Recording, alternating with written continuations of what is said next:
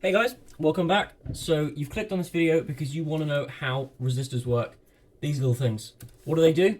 They stop your LEDs blowing up, they stop your components overcharging, and they stop batteries like this 9-volt Duracell from absolutely destroying any of your LEDs. Now we're going to go straight into it with how to read these. So if you buy your resistors, or obviously you can just look it up on the internet if you don't have it, you should find a chart that looks something or other like this. Now this will be your 4 and 5 band resistor chart, and as you can see there's a load of numbers on there. I don't know if it'll focus, but this is super easy. Just Google resistor chart and you'll find loads of images that come up for all the different types. We're going to be going over 4 and 5 band charts in this, although mainly just focusing on 5 band charts, which are the same as 4 bands except without a little third stripe, as you can see right there. So on this resistor, I'm not sure if it will focus. You probably can't tell what all the different colors are, but it's actually quite simple on how you make it work.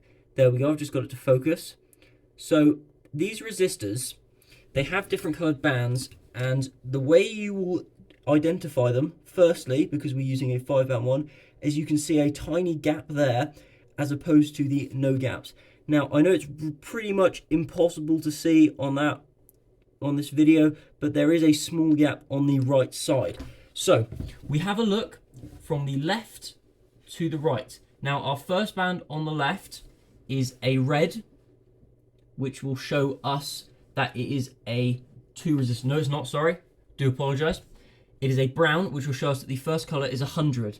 Now the next 2 bands you will see are both black. Now what does this mean?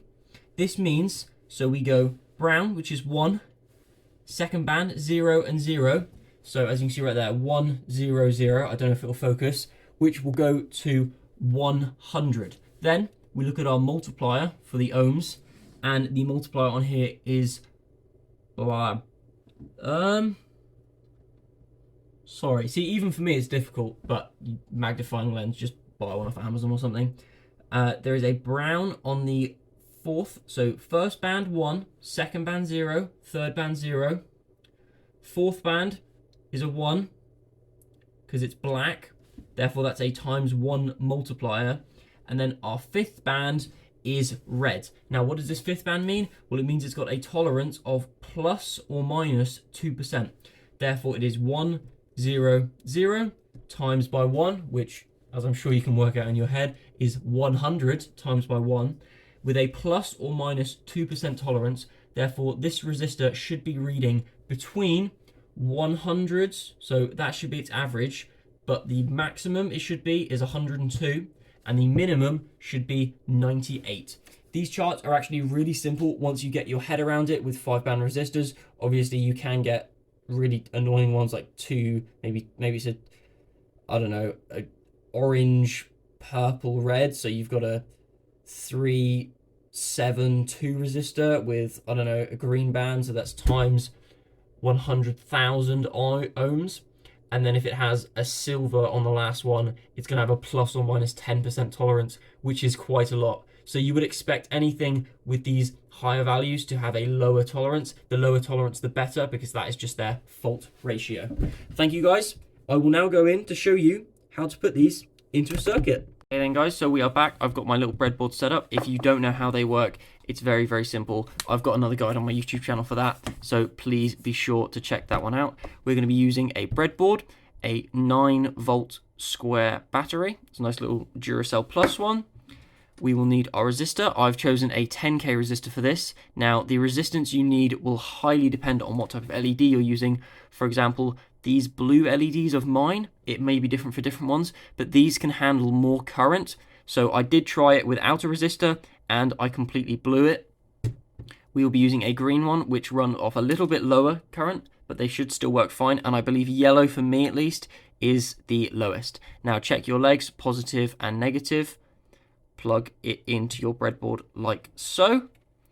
Set up your resistor. Now, you would like to put your resistors before your circuit.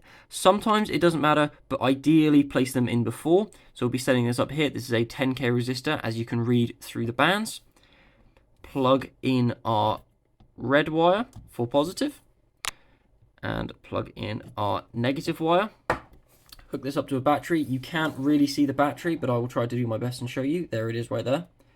Positive on positive, negative on negative, and as you can see, it works perfectly. Now, what would happen if we tried to do this without a resistor? Now, you don't want to do this because I'm breaking a bulb for you guys. But you ready? Quick little flash. And now if we plug our resistor back in,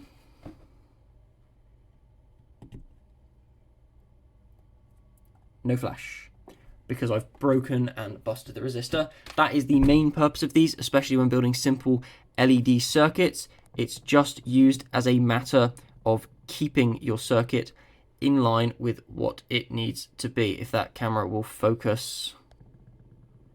There we go. See? Beautiful little things. Thank you guys so much for watching. As always, have a nice day.